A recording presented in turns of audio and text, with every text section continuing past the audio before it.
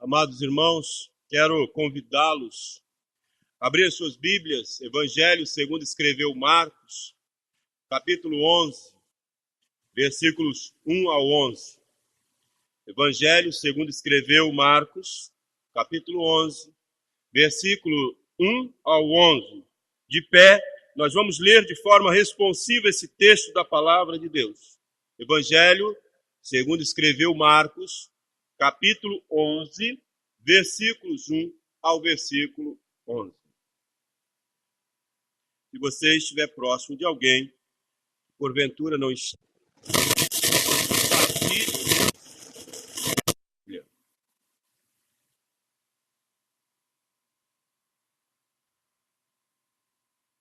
responsivamente leiamos a palavra de Deus.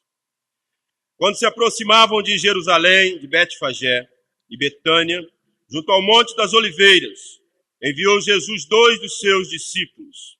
Disse-lhes: ide à aldeia que está diante de vós, e logo a entrar achareis preso um jumentinho, o qual ainda ninguém montou. Prendei e trazei. Se alguém vos perguntar, por que fazeis isto? Respondei, o Senhor precisa dele, logo o mandará de volta para aqui. Então foram e acharam o jumentinho preso, junto ao portão, do lado de fora, na rua, e o desprenderam. Alguns dos que ali estavam reclamaram, que fazeis soltando o jumentinho? Eles, porém, responderam conforme as instruções de Jesus. Então os deixaram ir. Levaram o jumentinho, sobre o qual puseram as suas vestes, e Jesus o montou. E muitos estendiam as suas vestes no caminho, e outros muito cortados. Tantos os que iam adiante dele, como os que vinham depois, clamavam, Hosana, bendito o que vem em nome do Senhor. Bendito o reino que vem, o reino de Deus, nosso Pai. Hosana nas maiores alturas. Todos. E quando entrou em Jerusalém no templo, tendo observado tudo, como fosse já tarde, saiu para Betânia com os 12. Podeis assentar, queridos.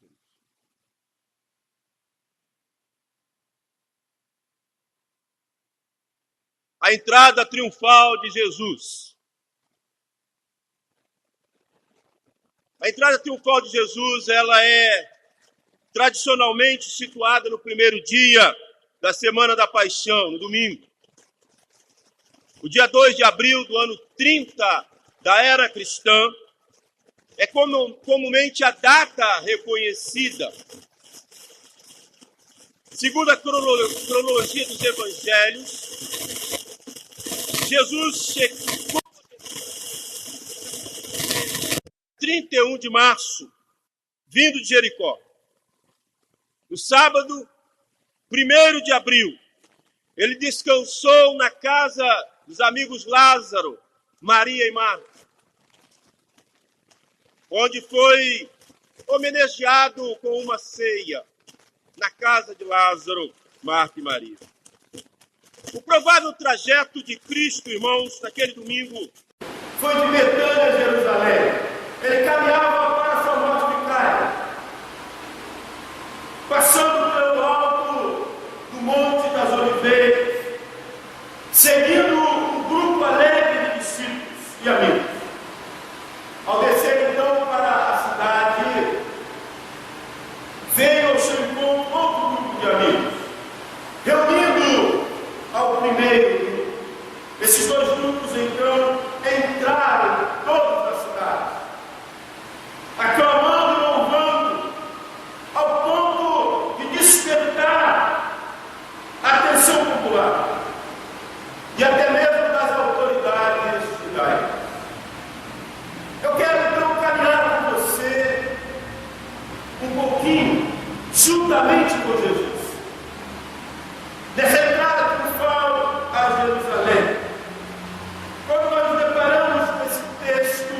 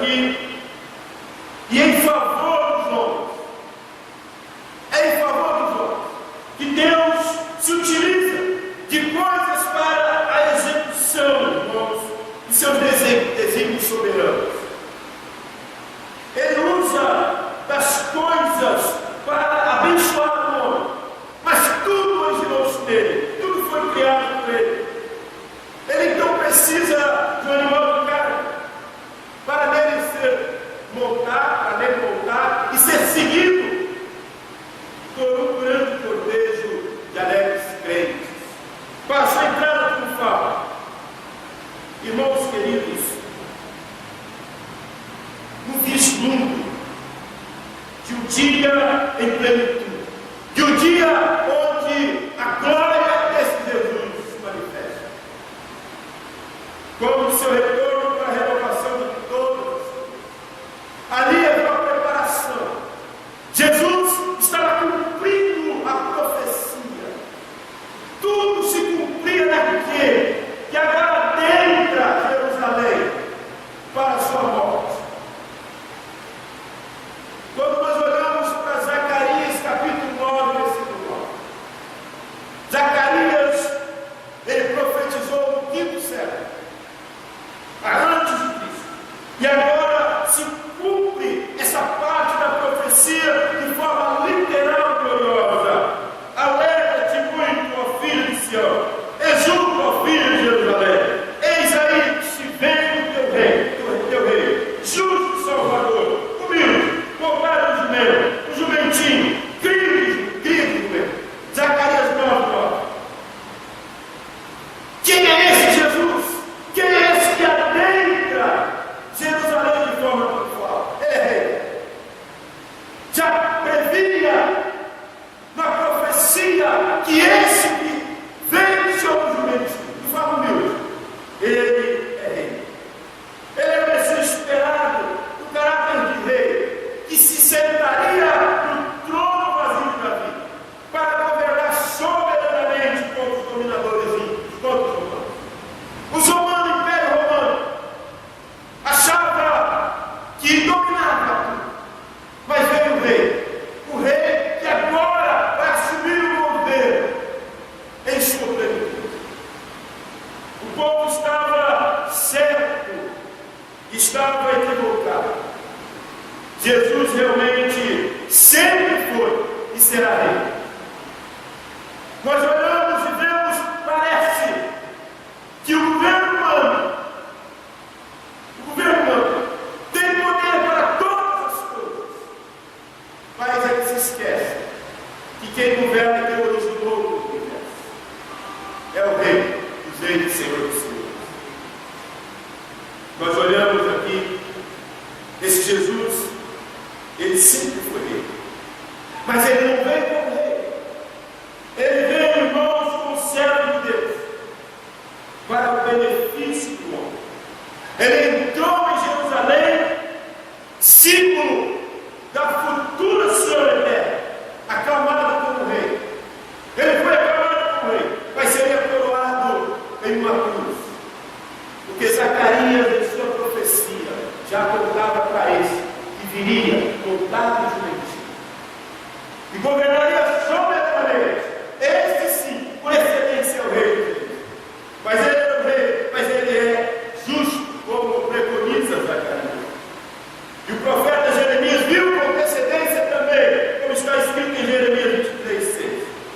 Jesus é justo e trouxe senso de justiça e consumar esta justiça no universo restaurado. Jeremias, ele é rei, ele é justo. Se cumprindo a profecia, ele é Salvador, como diz Zacarias. Este é o seu título e funções primordiais. Ele é Salvador. A palavra de Deus em Mateus 21 diz: ela dará a luz no Filho e porá o nome Jesus, porque ele salvará o seu povo dos pecados deles. Se cumpre a profecia, então, Jesus, ele é Salvador. Porque o Filho do Homem veio buscar e salvar o perdido, como está em Lucas 19. Não somos salvos, irmãos, por ter dado algo a Jesus. Somos salvos pelo que Deus fez. Deus deu a nós. Ele deu Cristo, seu Filho, para que fosse salvo. Este é o Salvador que entra triunfantemente em Jerusalém. Mas ele é humilde. Ele é humilde, como diz a profecia.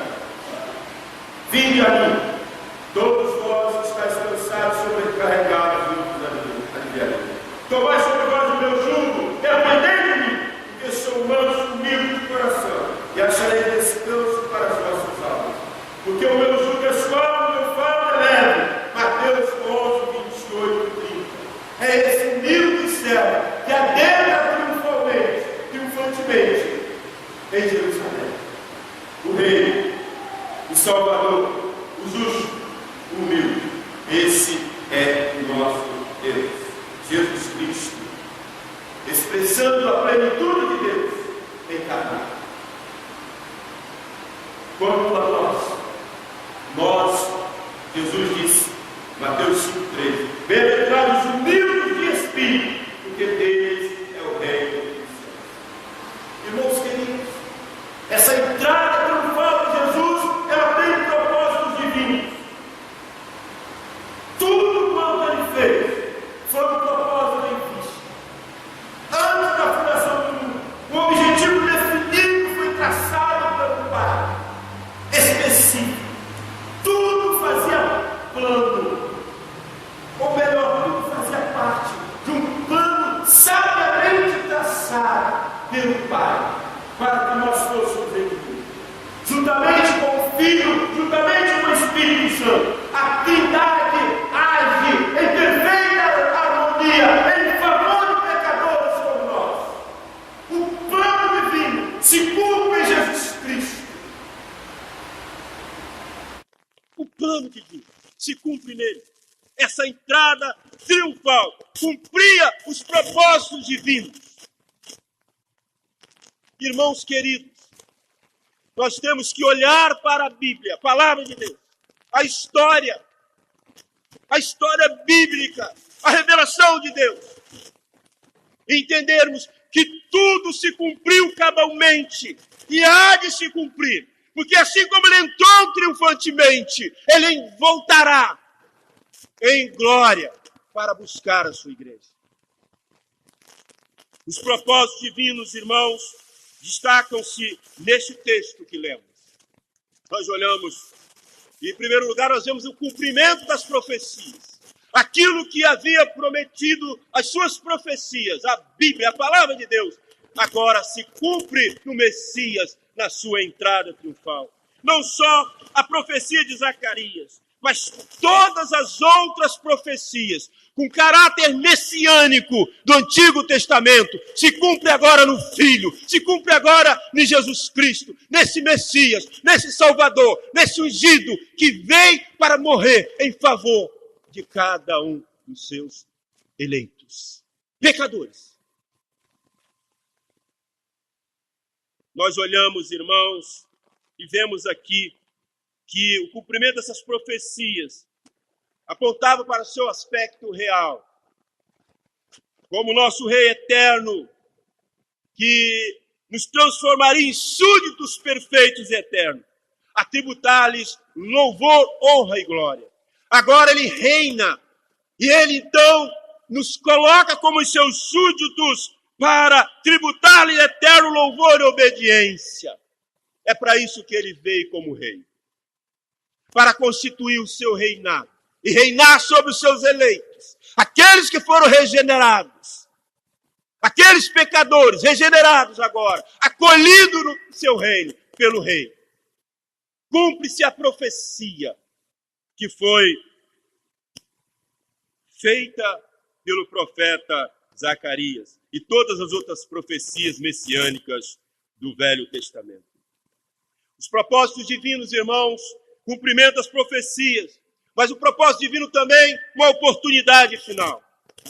A entrada triunfal de Jesus ali em Jerusalém tinha um propósito de dar uma oportunidade. Jesus resolveu entrar em Jerusalém daquela maneira, porque amava aquela cidade, porque amava aquele povo, a despeito da grande oposição de seus habitantes, de alguns deles. Jesus amava aquela cidade. Jesus nos ama, e por isso ele veio para reinar, fazer de mim e você seus súditos para eterno louvor e glória dele. A oportunidade que ele deu àquele povo é a oportunidade que ele continua dando aos pecadores para se redimir dos seus pecados e crer nele como Salvador como Messias, como Senhor, como soberano. Oportunidade final. Agora Jesus lhes daria a última oportunidade. Jesus não voltaria mais em Jerusalém. Jesus estava caminhando para a morte. Ele não voltaria lá mais. A última oportunidade para eles reconhecerem e aclamarem como ungido de Deus. Era a única oportunidade para reconhecer que ali estava o Messias, o enviado de Deus. A única oportunidade para reconhecer que se cumpria do Filho de Deus a profecia do Velho Testamento e todas as outras messiânicas, que apontava para esse Salvador, que viria humildemente governar, reinar sobre o povo, estabelecer o seu reino, para que seus súditos o reconhecessem e sublime como ele é, os seus súditos o adorassem eternamente, aqui e eternamente, em louvor e glória. Queridos irmãos, oportunidade final. Ele continua dando oportunidade. Ele ama a gente, ele ama o povo, ele ama aqueles que foram criados à sua imagem e semelhança. Aquele povo de Jerusalém teve a oportunidade de aclamarem como rei aquele Messias. Mas, irmãos, os propósitos divinos também foi provocar o conflito final. Ele sabia que ele haveria de cumprir todo o propósito eterno do Pai, inclusive a sua morte vicária. E ele sabia que ele estava caminhando para a morte. E antes da sua morte, como diz a profecia, haveria um conflito final. Jesus agora estava pronto para entrar em aberto conflito com os chefes religiosos do judaísmo. Esse era o conflito final, para que eles o julgassem e o condenassem à morte. A morte vicária de cruz. Sua morte nas mãos deles era inevitável. Porque ele já havia pré-ordenado que aconteceria. Deus Pai, o seu Pai, já havia ordenado, pré-ordenado. Haveria necessidade, então, desse grande conflito. E não havia meio melhor de precipitar esse conflito com essa entrada dramática na cidade e receber esta homenagem da multidão. E deu certo. Porque estava pré-ordenado. A sua hora final chegava. A sua hora final chegava. Ele ali estava sendo aclamado como rei. Mas os imperadores não permitiam que outro rei fosse aclamado a não ser eles como Deus. Ali gera o conflito que o encaminha ao cumprimento da profecia, que é a sua morte vicária na cruz. O texto continua narrando, irmãos, que naquele momento que Jesus, após provocar o conflito final, nós olhamos e vemos o texto, o povo clamava, Hosana, bendito que vem em nome do Senhor. É interessante, irmãos. Hosana significa salva agora, ou salva, rogamos. É isso que significa Hosana. Hosana nas maiores alturas. Esse povo, irmãos, havia um anseio do povo sofrido. Aquele povo sofrido que apontava para o alto, para o céu, para Deus. A salvação tinha que vir do céu. A salvação tinha que vir do alto.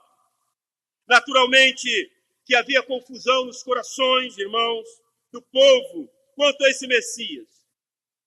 Mas uma coisa era certa. O povo não mais esperava recursos da terra, dos homens e de seus líderes. A salvação tinha que vir de cima, do Deus mesmo. O que é que isso quer dizer?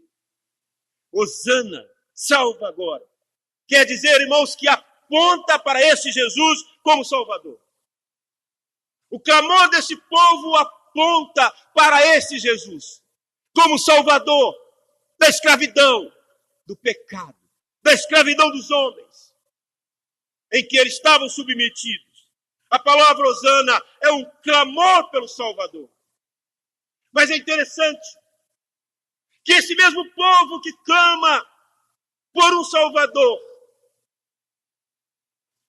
mais à frente, quando você continua lendo o texto, são os mesmos que condenam Jesus. São os mesmos. Se você continuar com Jesus, a caminhada dele até o Calvário, você vai ver que os mesmos que clamam Hosana são os mesmos que clamam crucifica-o. Irmãos queridos, nós precisamos desse Salvador. Nós ansiamos por esse Salvador como aquele povo. Porque só Ele pode nos libertar da escravidão do pecado. Só Ele pode nos libertar da escravidão do homem. O homem que nos explora, o homem que nos escraviza, o homem que nos suga. Somente Ele. Portanto, esse deve ser o nosso clamor. O mesmo clamor daquele povo, mas não o clamor depois, crucifica-o, mas o clamor, Hosana, salva-nos Jesus. Esse é o grito que reconhece esse Jesus como Salvador. Esse grito reconhece e clama por um Salvador. Será que você já tem clamado por esse Salvador? Será que você já reconheceu esse Messias como ungido, como Senhor e Salvador da sua vida? Porque Ele continua caminhando. Ele foi, mas Ele vai voltar.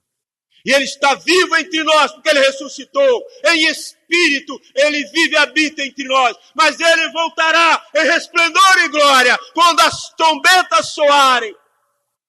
Você que clama por Ele como Salvador, você estará com Ele eternamente, louvando e o adorando, tributando a Ele louvor, honra e glória. Nós olhamos, irmãos, e vemos o texto: bendito que vem em nome do Senhor, bendito o Rei que vem. O reino e o rei eram esperados. O rei e o reino eram esperados. O reino não existia sem o seu rei. Nós olhamos aqui, o rei era bendito, ou seja, abençoado. Quer dizer, abençoado. O seu reino era bendito, ou seja, o seu reino era abençoado. O povo queria então ser participante deste reino. O povo queria as benesses desse reino. O povo queria participar com ele. O povo ansiava por essa grande bênção. O povo apontou Jesus como rei. Jesus é o rei e com ele chegou o seu reino. Os reinos do mundo levantam-se e caem. Mas o reino de Cristo jamais passará. Ele permanece eternamente. É esse rei que vem para reinar, para governar. Porque ele é o rei de justiça. Essa bênção veio em Jesus Cristo, irmão. Ela estava ali diante de todos. Os homens clamaram e ele veio, cumpre-se a profecia. Ela ainda permanece no mundo. Porque em espírito ele está conosco. Ele habita em nós. Ele habita no meio do seu povo. Ele continua passando por nós, esperando que o clamemos e o reconheçamos como Messias. Nós esperamos o dia, irmãos, em que a obscuridade do pecado se dissipe totalmente e a glória de Deus seja vista, sentida e participada de forma inteira por todos os remidos, na sua plenitude. Porque ele vai voltar outra vez. Ele virá. Esse Messias que foi aclamado, ele voltará em glória para levar a sua igreja. Quando Jesus foi aclamado pelo povo, nós olhamos aqui, irmãos, ele montado nesse rústico animal. A cidade que entrava era terrena. E essa cidade pereceu mais tarde pelas forças romanas. Ela pereceu, essa cidade.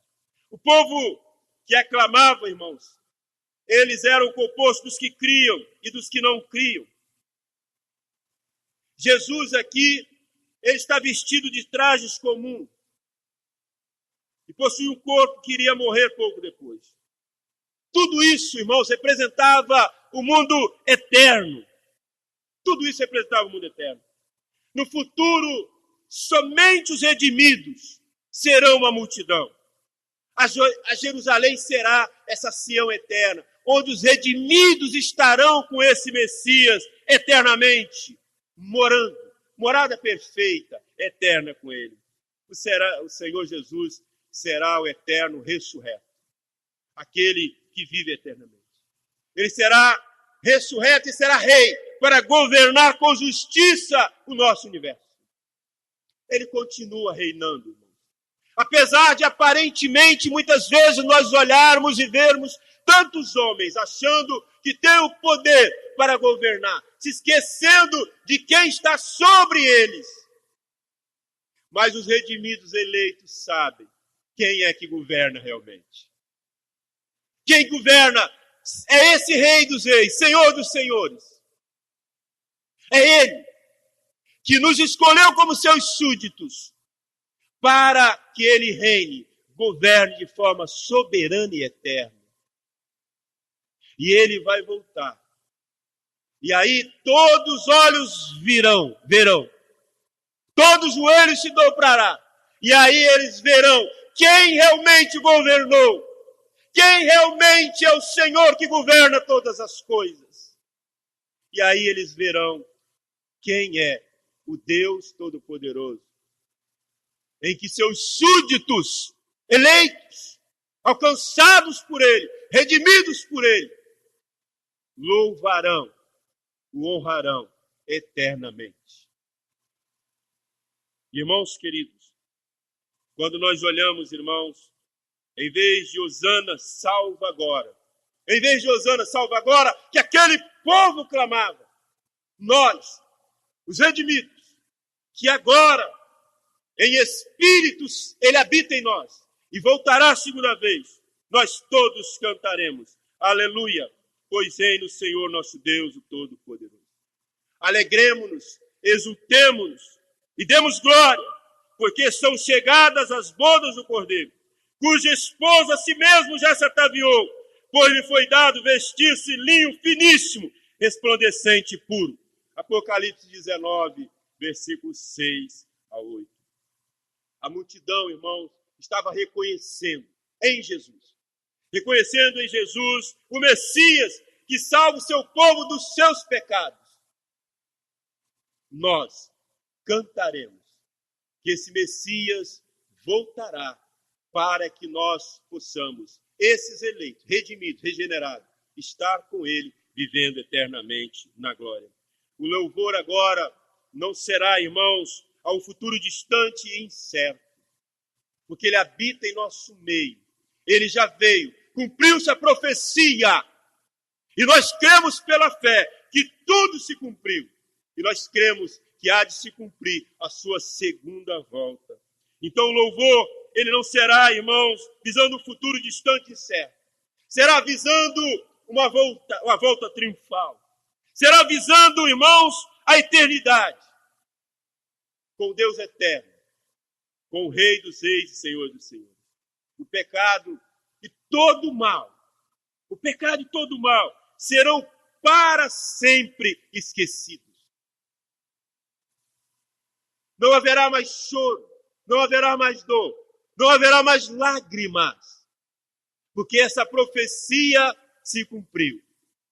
E ela se cumprirá novamente. A sua segunda vinda. Em Sião se conhecerá somente a justiça eterna. E essa justiça se dá por meio desse Messias, que entrou triunfantemente em Jerusalém.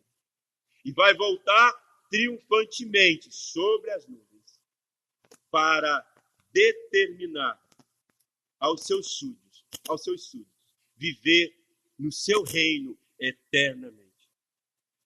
Irmãos queridos, a entrada triunfal de Jesus. E eu concluo, irmãos. O povo de Deus precisa continuar clamando. Hosana, salve agora.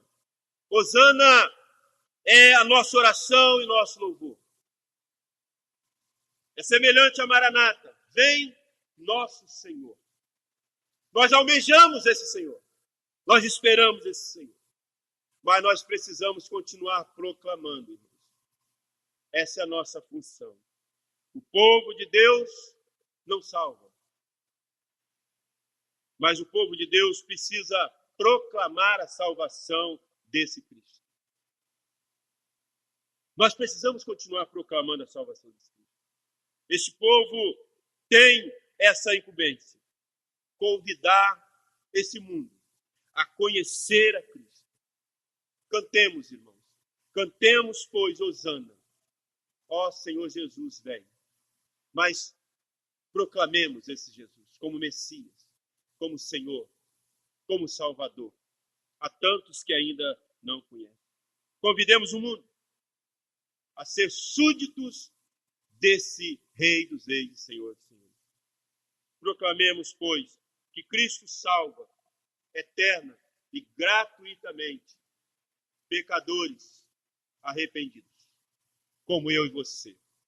Se nesta noite você ainda não reconhece esse Messias como Senhor e Salvador, se você ainda crê que existe um governo humano que determina todas as coisas, que nesta noite você olhe para as profecias e como esse povo lá na entrada triunfal de Jerusalém, você reconheça que esse Messias veio e triunfantemente ele entrou, deu a oportunidade àquele povo de Jerusalém, pecador, para exaltá-lo e reconhecer a divindade, a messianidade daquele Senhor. Ele deu oportunidade. E ele continua dando oportunidade. E ele continua reinando. É ele que governa. E ele voltará outra vez. Para que se cumpra a sua palavra. Para que nós possamos estar com ele. Diante do trono. Cantando, louvando e o adorando. Como seus filhos. E nesta noite, você entenda essa messianidade. Que você entenda esse Senhor como Salvador da sua vida. E que você não saia daqui sem essa convicção e essa certeza. Que existe apenas um Senhor, existe apenas um Salvador, existe apenas um Rei, existe apenas um reino. E Ele quer que você seja súdito desse Rei, que é Ele por excelência. Que criou todas as coisas para louvor da sua glória. E quer então que você seja incluído nesse reino, para como súdito, louvá-lo e adorá-lo para sempre, eternamente com ele. Deus abençoe a sua vida, as nossas vidas.